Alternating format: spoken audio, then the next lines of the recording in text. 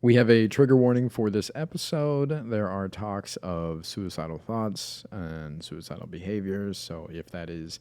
Suicidal ideation. Ooh, that's a good one. You like that? Yeah, add it in there. Yeah. Hashtag ideation. Yeah, it's right at the beginning. So yeah. So if you want to skip past, great. If there's something that affects you, then skip this episode altogether. We love you. And we need you here with us. Thank you for being here. Hello, my little bear cubs, and welcome back to the Sleuth. And Maloney Ponies. That's right. People's Champions. Do I ever fucking interrupt you? Yeah, all the time. No, not you. I haven't even said the name of the goddamn show, and you're already yapping.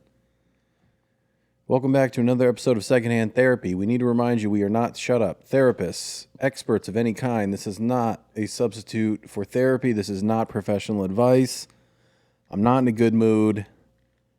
What?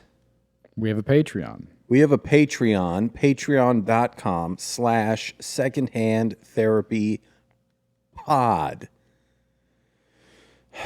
You could support us. That'd be lovely. Where's this attitude coming from? My childhood, probably. Here's the episode. We're not going to get into it yet.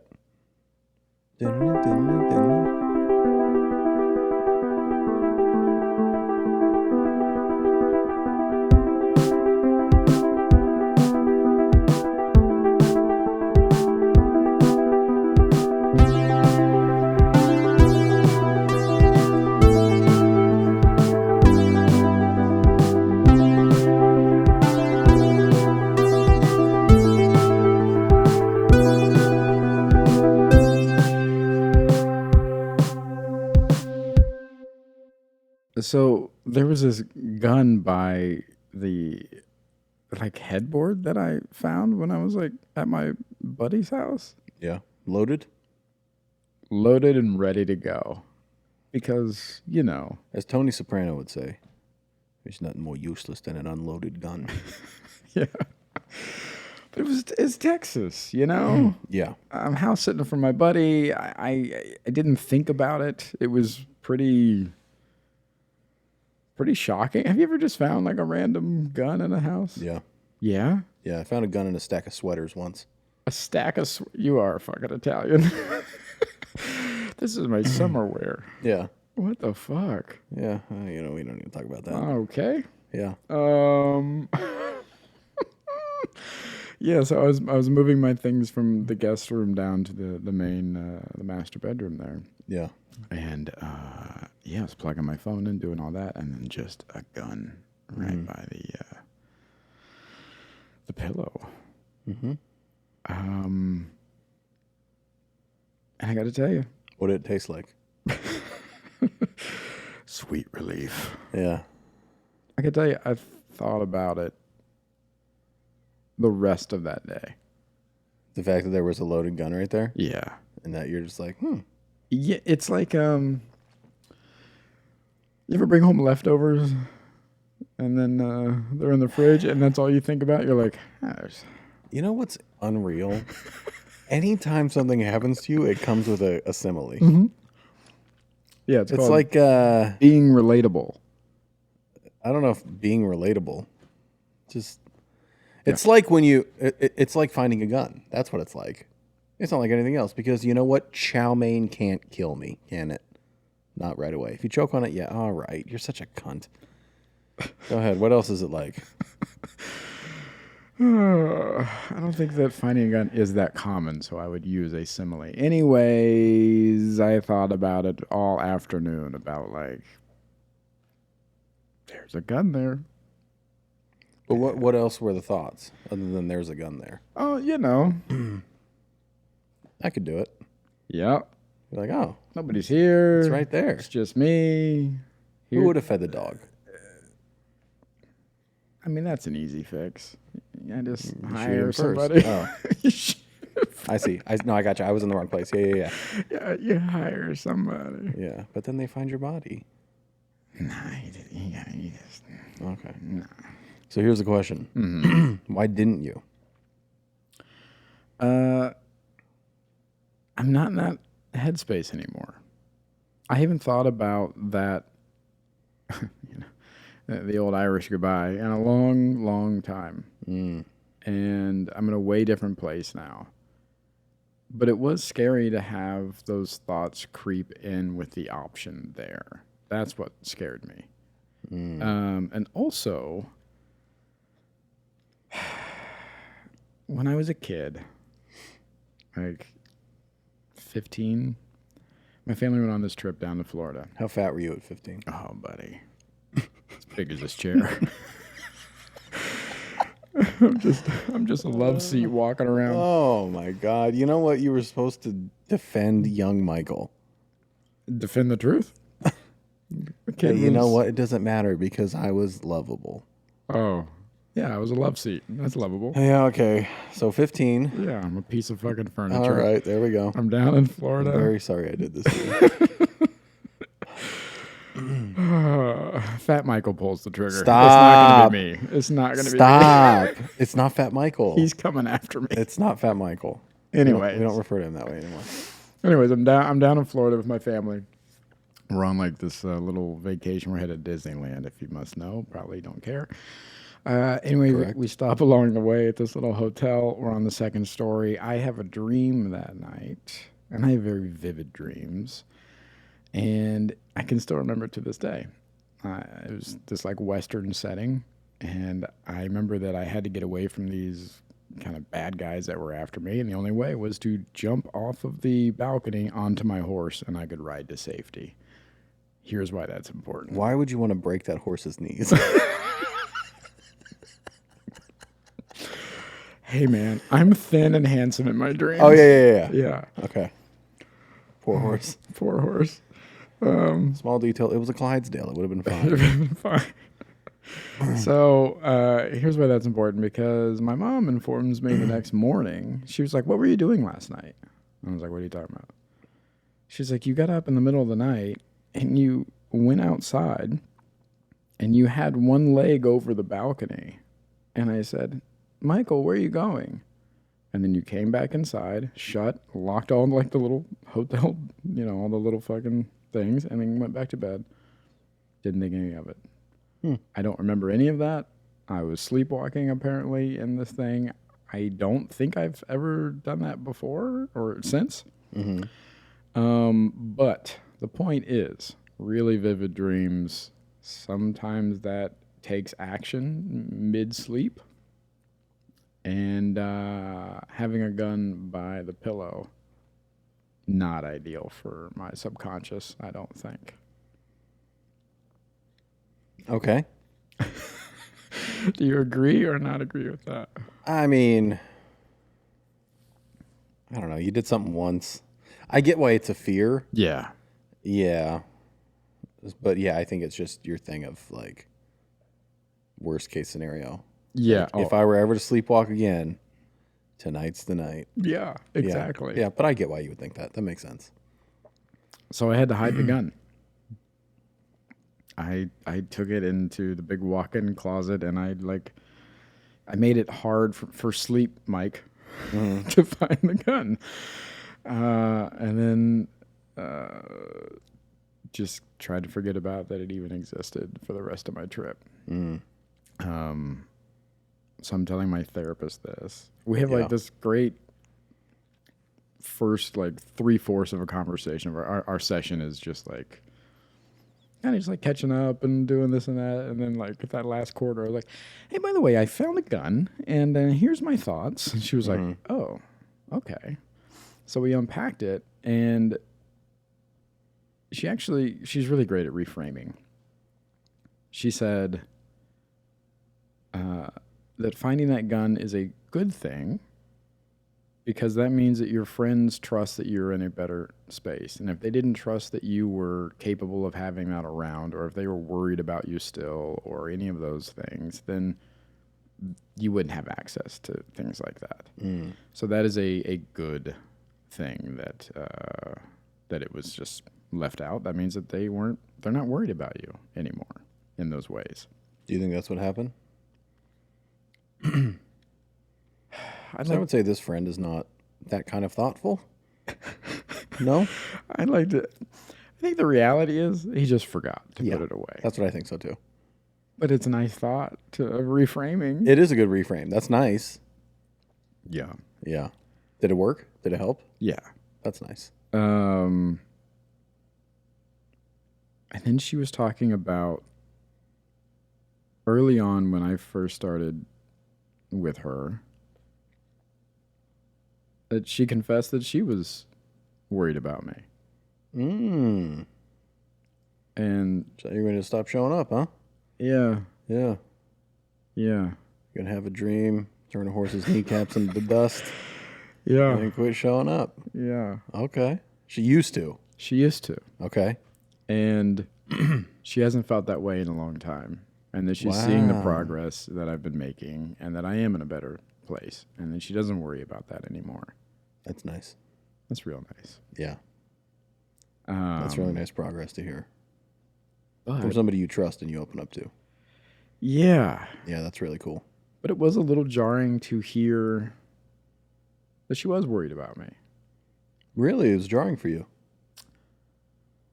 Yeah, because I get it when people...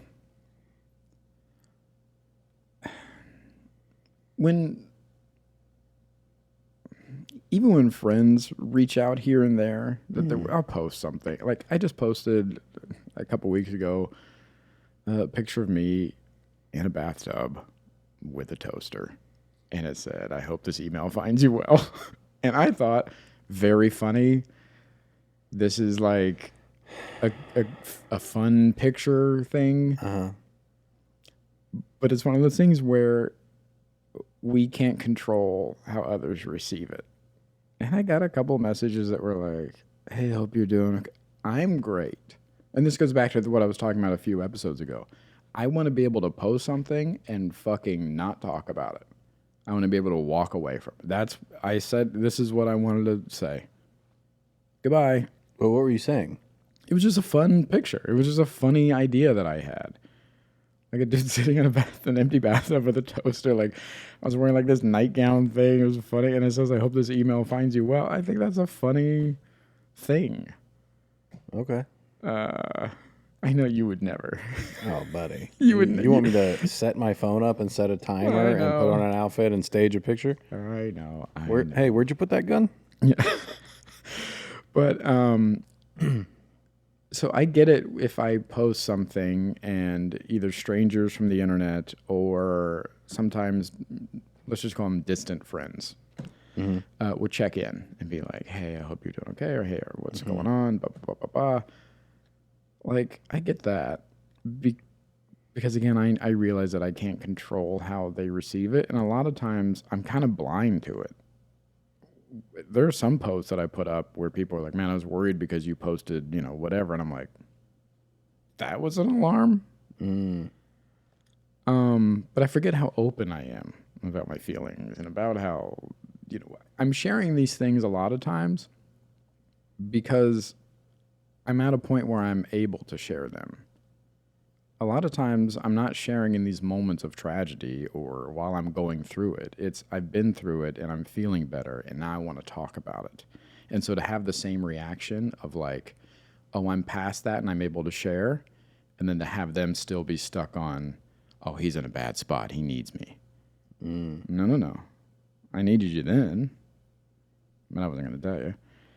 Now I'm past it. I'm able to share and I don't want to talk about it. You're here. I'm here.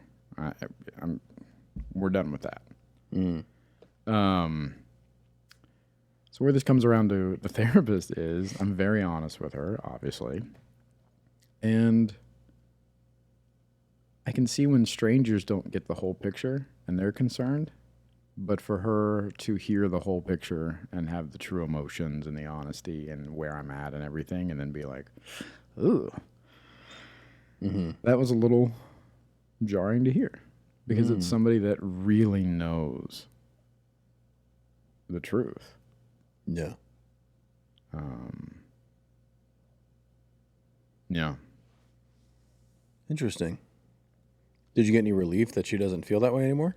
Absolutely. Yeah. Yeah, because I feel like I'm in a way better spot. And it was kind of throwing me off to have those.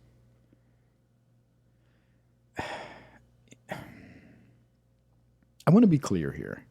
There was no plan. There was no anything there for using what I found. You know what I mean? Like it didn't even go that far.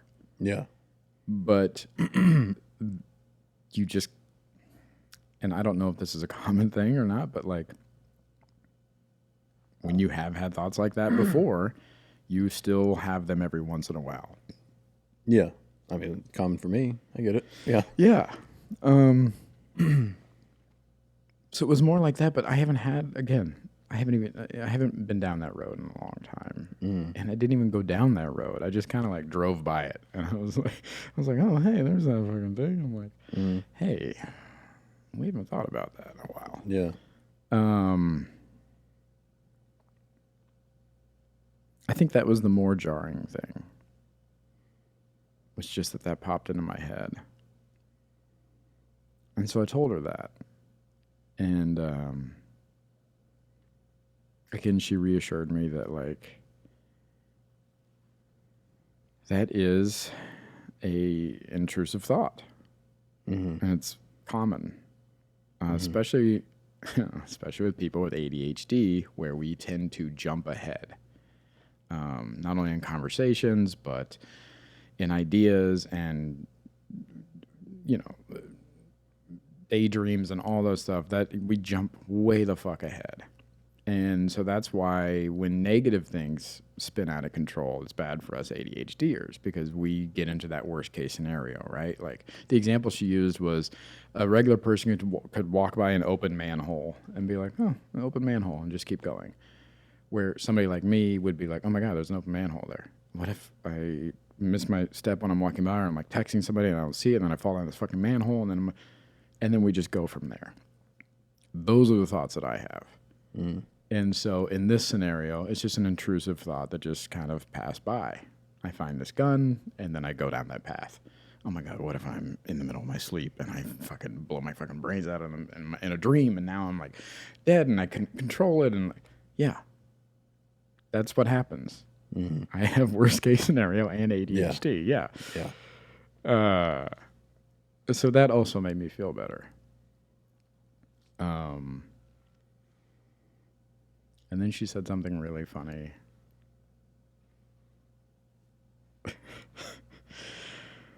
Because it was my mother's birthday that weekend. That I was like the first weekend that I was there. Yeah. My therapist said, she goes, oh, your mom left you a gift. It's really funny. That's so funny. It's a great joke. It's so dark, and I loved it so much, and it just lightened all of that dark shit that I was feeling or thinking about, and even expressing to her those thoughts that I had, it was scary, because I didn't want it to come off as like, again, there's a plan. I'm really thinking about. It wasn't any of that. It was just a passing thought. It was an intrusive thought. But it was there all day?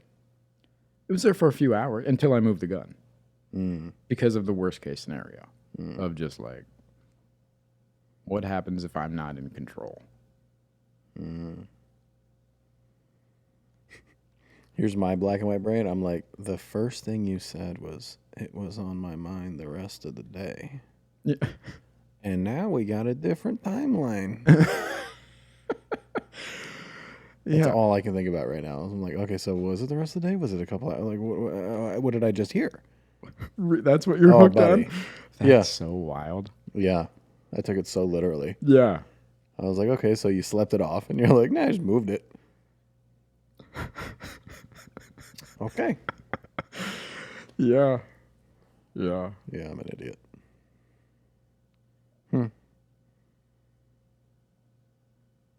Did you put the gun back? I did. Nice. Yeah. What did it taste like? Be honest. I don't know. Dude, can I tell you? Yeah. This is honestly how I moved the gun. Yeah. What part did you hold? Just the fucking handle. Yeah. Literally was like, don't even fucking look at this thing. Like, I fucking held it like I found a fucking roach and it's like picking it up like, all right, he's got to go outside. Couldn't even hold it like regular. No, man. Are you afraid it was going to go off or something? Yeah, here's the thing about being open about your feelings on the internet to strangers. Yeah. When accidents... Don't do that. Yeah, don't do that. When accidents happen, it's going to look like it's on purpose. So, like, if that gun were to go off and I accidentally shoot myself, nobody's going to believe that that was a fucking accident. Oh, hey, don't post that you accidentally shot yourself. Problem solved. You know why? Because strangers on the internet don't need to know that. Hey, where's Malone? It's been 6 weeks. You guys don't have a new episode. He accidentally shot himself. Also, when I'm like... Do you think you're going to be in the hospital for 6 weeks if you shoot yourself in the leg? No, but I'll be like... I don't know what the fuck. Anyways... You'll be fine 2 days later. Here's the majority of times I think about it when I'm shaving. And sometimes I'll cut myself like right on the neck, like the Adam's apple area. And I'm like, oh, people are going to... If this bleeds out on accident, people are going to be like, he finally did it. Bleeds out. And I'm going to be like... You're not hitting your aorta. I'm just saying, like, it's the thought that it's my worst case scenario. When I'm shaving sometimes and I get a little nick there, I'm like... You're like, is that where my jugular is? Oh, my God. Yeah. I'm like, oh, people are going to... Like, if this were a serious thing, people will not believe that it was an accident. I'm going to have to, like, call a few like you and be like, it wasn't on purpose. And then fucking... die in a hotel bathroom in Iowa somewhere on accident. The insanity in my mind that you accidentally hurting yourself, the only thing you could think of is, what are people going to think? That is the most people pleaser, arrogant, ego-driven shit you have ever said. That's the truth. I could be bleeding out in the bathroom. What's everybody going to think? What are they going to say? It's the truth. Hey, man. What? I'm going to be bleeding putting out a fucking Instagram story. It wasn't on purpose. I'm finding a GIF people are that I gonna can use. People are going to be using it. Call 911, dumbass. Why are you doing this? Call 911. I'm scrolling for the right song. What can I use before I die? Buddy. Yeah. You poor thing. Yeah, man. That wouldn't cross your mind. No. Oh. No. I also don't... the internet's not for sharing for me. Yeah. Outside of this podcast, it's not what it's for me. But even so, you have been open. We're both open about thoughts that we have in the darkness and things like that. So if something that were to happen, people are aware of the things that you've shared. Mm-hmm. So if that were to happen, they would probably connect those. It doesn't matter if you're sharing on the daily or not, or personal or whatever. That's fine. Then they'd be like, yeah, that guy on the podcast who used to talk about killing himself all the time. Turns out they found him in his bathroom with his fucking neck. Okay. You wouldn't want to like set the record straight. Like that's not what happened. No. Oh man. Buddy, you know how many people have watched my short film and assumed that she killed herself? That's what everybody thought. Oh, I get somebody with suicide is so hard. She didn't kill herself. I did not correct a single person. Yeah. Because it doesn't matter. It doesn't matter. People on the internet, I know I'm not saying this literally, they're not real people. They're just spectators. Yeah. That's all they are. They're spectators who think their opinion matters. To some people in their life, it does. It doesn't matter to everybody. It's not real. Yeah, I think I would. If I go out that way, I'm just gonna haunt my Instagram. Just try to post. If you go out the way, I'm telling everybody you killed yourself. Don't do that, dude. I am. God damn it! Now I gotta haunt you. And you had a jar of mayonnaise in your ass. He had one of the Costco jars of mayonnaise in his ass, and he cut his throat He put shaving cream all around him. We know what happened. We know what happened. We know the truth. Yeah. No, man, who gives a shit? Yeah. Why do you think you care so much what people, even people that aren't close to you, think? People, these distant friends or just people that just follow you. Why do you think you care so much what they think? I mean, it all goes back to validation, right? And acceptance. I just wasn't validated or accepted when I was little. I thought your mom constantly validated you. Yeah, but again, like what we keep going back to is she loved me so much that her opinion really didn't matter. You know what I mean? Like it's rose-colored glasses. So like she loved me no matter what the fuck I did, whether I was right or wrong or whatever. So like why would I put stock into what she says if there is no level of whatever? Isn't that the kind of love you want? Someone to love you no matter what? No, if I'm fucking up, I want somebody to tell me I'm fucking up. And they can't love you while they do that? Well, it sounds like your mom was giving you unconditional love. Yeah. And you wanted conditional love. Like you wanted to earn it. I don't know if I want to earn it. I think maybe it goes back to feeling needed in those kind of situations, right? So like I don't want a partner that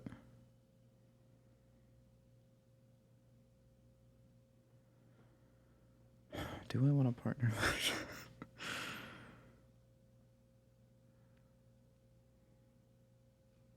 I don't know. I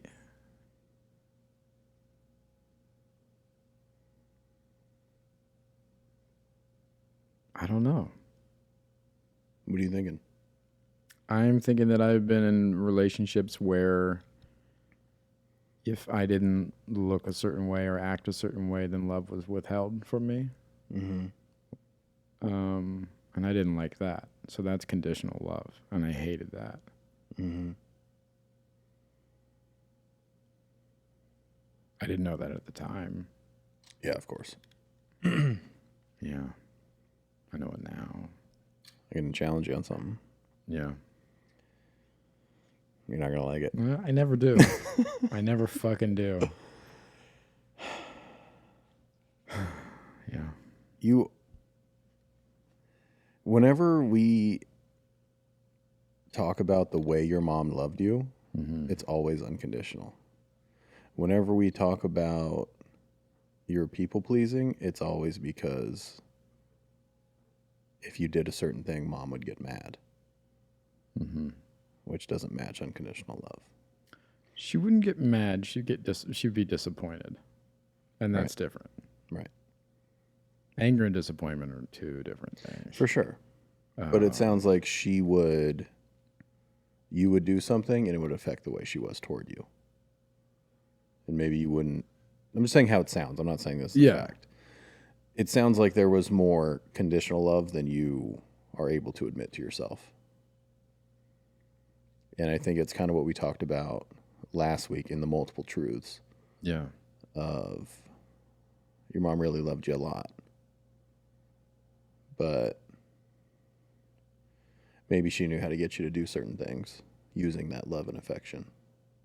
Or getting you to behave certain ways, the way she wanted you to. Yeah. And it sounds like that's a pattern you followed into relationships.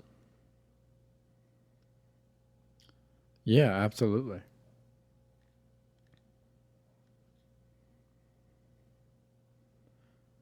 Yeah, it goes back to the conversation you and I had months and months ago, the Happy to Be Here episode. That's literally how I've operated in the past. Yeah. I'm just happy to be here. I'm happy that you chose me and that I get to be here. Yeah. Because you don't think you're good enough to be there. Right. Yeah. And so in relationships, that's how I've always operated. And that goes into that conditional love. Like, I'll do whatever you need me to do. I'm just happy to be here. So I'll do that. Yeah. You need me to do this? You got it. Yeah. You're going to love me? I'll do it. Yeah. Yeah. Yeah. Yeah.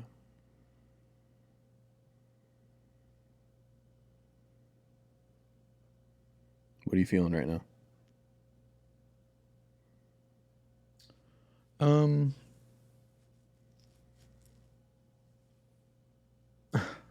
Curiosity. I am wondering if I would still operate in relationships like that with all the progress that I've made and the value that I have now on myself and these changes that I've made and the treatment that I accept and things like that. I mean, I'm nowhere near where I need to be as far as like boundary setting goes and sticking up for myself and having uncomfortable conversations and things like that. But I have been doing them more and more. And so I'm wondering now how I would operate in a relationship that was treating me like before. If I would stick around or if I would be like, hey, this ain't it. Are those the only two options? No. I mean, obviously the step one is conversation, right? And but if things don't change or if things keep going back, if you're in like this endless loop of like, yeah, we just keep having the same conversation, then it's like, hey, Yeah. I gotta go. This isn't. We've tried this. Yeah. It's not working. Yeah. Where before I would just be like, we're working on it. Yeah. Yeah. And it's like, how long have you been working? 3 years. Yeah. Same problem? Same issue. Yeah. Can I answer the question from my experience? Yeah. You're going to fight it forever. Yeah. You just become much more aware of your own behaviors. But yeah, I mean, maybe a switch flips one day, Yeah. but I notice myself battling all my old shit all the time.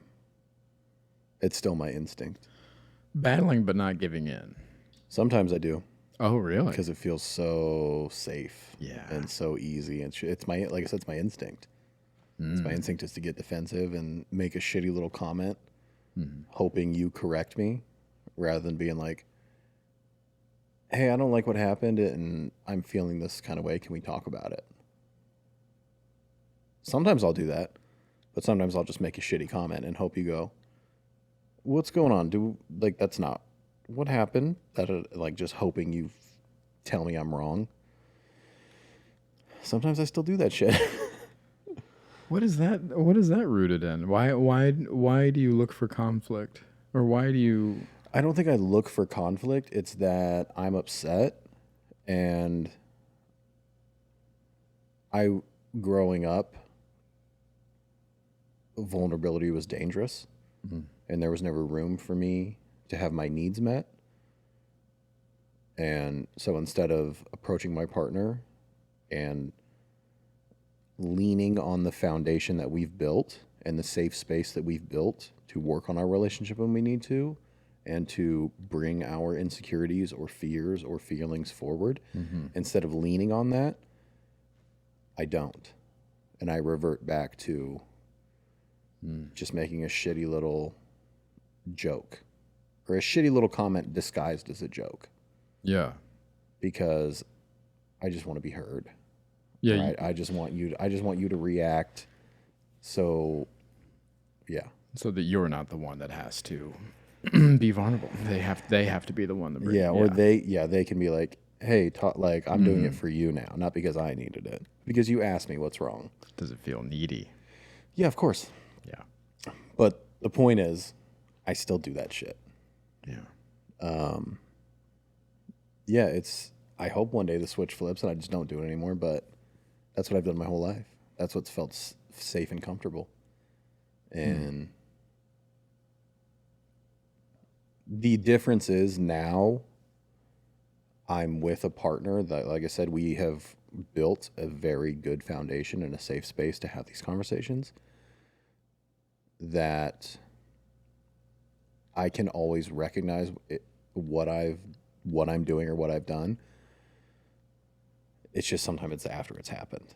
Yeah. But I can recognize it and be accountable and say, hey, I'm sorry I made that little comment, instead of just telling you I've felt whatever. I'm so, like, I shouldn't have done that. I'm sorry. She goes, yeah. She's always she knows I'm working on myself and she's working on herself, and she always acknowledges like, yeah, it's okay. I know you're doing your work, and she's like, you give me grace, I give you grace, and it's okay. Thank you for apologizing. And we move on. But yeah, the switch hasn't flipped yet. So to answer your question from my experience, you're probably going to be the same sometimes, and you're probably going to show a lot of growth sometimes. Yeah. Yeah. Relationships are so fucking hard, dude.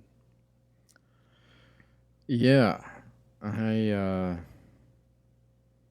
check in with myself every once in a while, and I don't know when I'll be ready for another one. Yeah. It feels so far away. Mm-hmm. Can I tell you something? Mm-hmm. You're never going to feel ready. Yeah. Yeah. It's like everything else, right? It's like everything else. Yeah. It's like people are like, we're waiting to be ready to have kids. You're never going to be ready. You're never going to be ready, yeah. You're never going to be ready. You're as ready as you're going to be. Keep doing your work. And that's, I know it's such a cliche, is like, it always happens when you least expect it. Yeah. And yeah, so yeah, when you decide that you're going to put yourself out there and you've done enough work, you're going to meet someone that you're going to be like, yeah, I got to fucking buck up, and because you just know that there are women, speaking for myself, and I'm sure you can relate, and I'm sure a lot of people can relate. You meet someone and there's something in you that's like, if I don't try this, I'm going to think about it for a real long time, and I'm always going to wonder. Oh, yeah. And you're going to meet someone like that. And someone is just going to kind of fit. And it's going to be real fucking weird. Yeah. Yeah.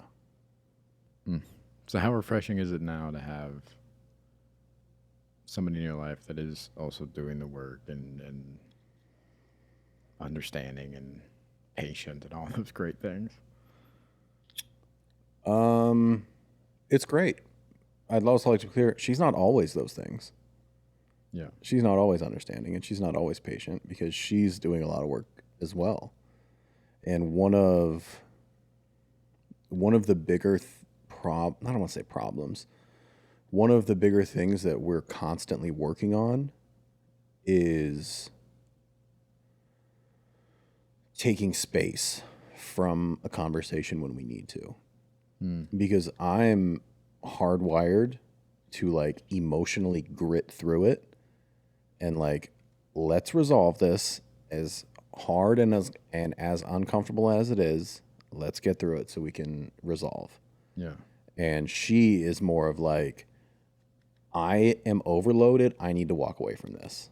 Mm-hmm. And so we kind of have this, sometimes we do it my way, sometimes we do it her way, but whichever way we do it, one of us is going to feel very uncomfortable. Yeah.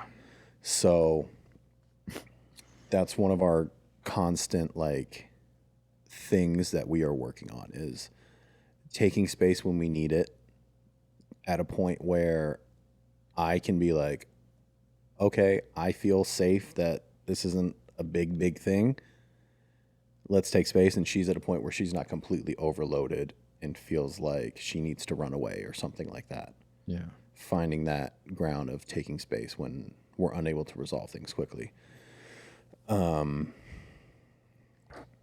But yeah, to answer your question, it's great. I feel incredibly lucky with the partner that I have. Yeah. She's not perfect. No one's perfect. But I truly believe that we have something very special and very long lasting.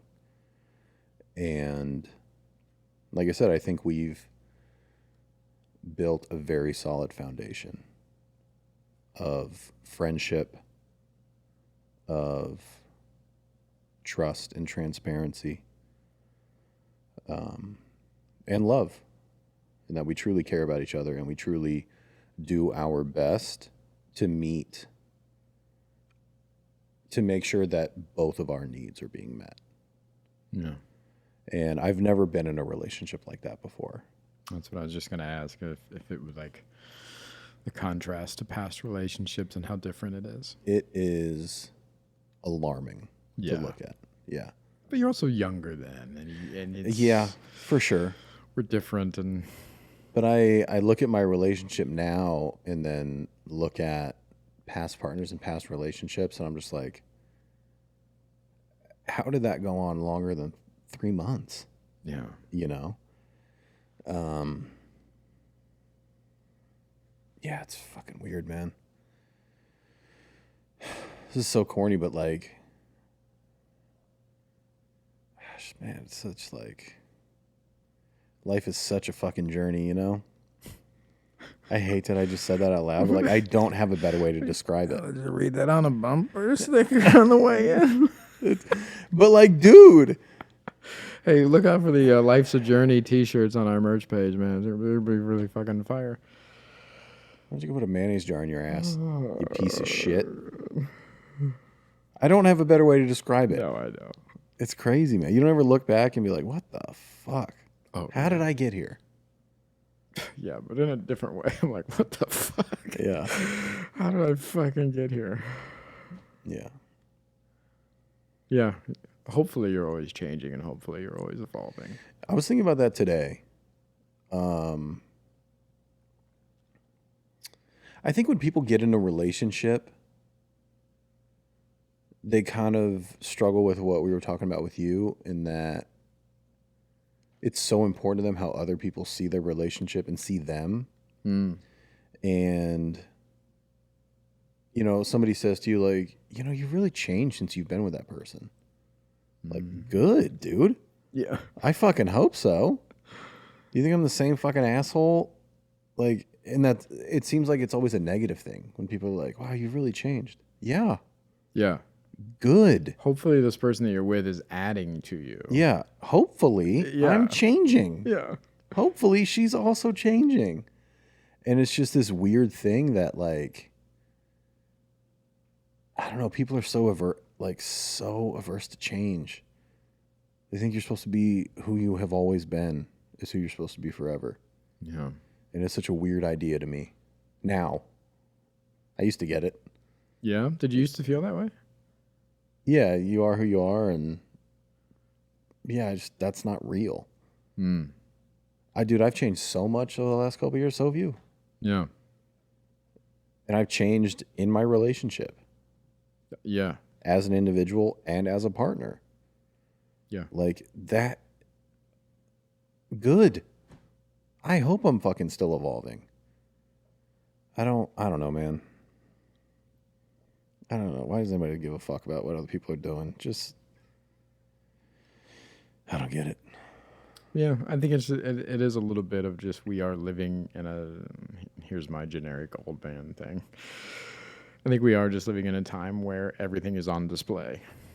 And yeah, so, we just live in a fishbowl. Yeah, and it used to just matter what people in your community thought. And so when you got married or whatever, it was like, it mattered to that community. And you'd be like, well, you know, 3 houses down, they met on a fucking, and everybody knew your story. Hey, guess what? It doesn't matter what they thought either. Yeah, but now, yeah, everybody can see. Everybody has access. Yeah, everybody has access. Everybody has access to you.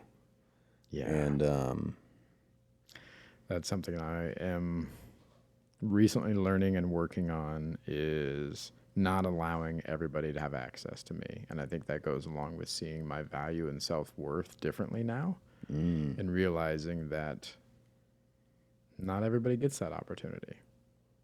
And where'd you get that? I read it on a bumper sticker. That's not true. He can't read. It said, life's a journey, and it said, everyone doesn't get access to you. Yeah, and it's a big mind fuck for me. It's a big shift. Because Not giving people access to you? Yeah. Because as you know, I'm the people's champ. Oh, well, You know? you're the people pleaser. People's champ. So, yeah. But realizing that giving myself away in big or small ways to, I don't want to say people who don't deserve it, but people that I don't want to invest in. People who don't deserve it. I'm fine with that. Perfect description. relationships and friendships and things like that that I don't actively want to invest in, we're closed. Good for you. Yeah. Yeah, how's it feel? Terrible. Why? Terrible Mean? how? Rude? It feels mean and rude. It does a little bit. Wow. But the other part of me is again on the come up of like self-worth and value and all that stuff. I'm like, yeah. This is how not only we maintain that, but we also get better at that. Mm. Yeah. Hmm. So I have a question. All right. What happens? Because you had said, something along the lines of when you find your person and you feel like it just fits and you feel so lucky and like all those things. Mm-hmm.